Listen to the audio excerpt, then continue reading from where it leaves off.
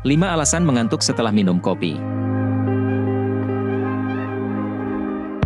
Minum kopi biasanya dijadikan stimulan untuk meningkatkan fokus, energi dan konsentrasi. Tetapi beberapa orang mungkin malah merasakan sebaliknya, rasa mengantuk itu datang setelah meminum kopi. Mengapa hal itu bisa terjadi? Apakah ini merupakan tanda dari adanya gangguan kesehatan? Untuk lebih jelasnya coba simak beberapa ulasan sebagai berikut. Pada dasarnya kopi merupakan minuman yang bersifat diuretik, itu artinya kopi bisa membuat tubuh kehilangan banyak cairan. Tak jarang, beberapa orang mungkin bakal terjebak dalam situasi ini ketika terlalu banyak mengonsumsi kopi. Sebab, jumlah kafein yang wajar tidak akan menyebabkan dehidrasi. Ketika tubuh merasa dehidrasi, volume di dalam darah kemungkinan bisa berkurang. Darah mengalir lebih lambat melalui vena dan arteri, yang kemudian membuat oksigen lebih sedikit untuk dikirimkan ke bagian tubuh yang membutuhkan. Tanpa oksigen yang cukup, tubuh bakal merasakan sensasi lelah dan mengantuk. Dehidrasi bisa menjadi penyebab kelelahan. Agar mendapatkan manfaat optimal dari kopi sebagai pendongkrak energi, jumlah konsumsinya tidak boleh berlebihan, kata ahli gizi bersertifikat yang berbasis di Amerika Serikat, Charlene Thomas RDN.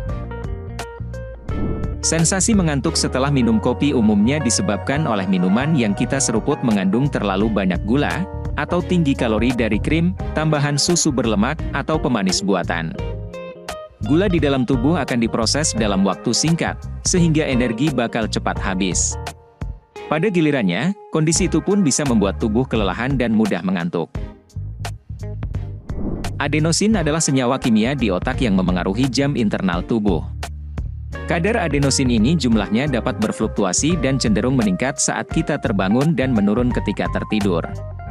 Dalam keadaan normal, adenosin berkaitan dengan reseptor di otak untuk memperlambat aktivitasnya dan mempersiapkan waktu istirahat.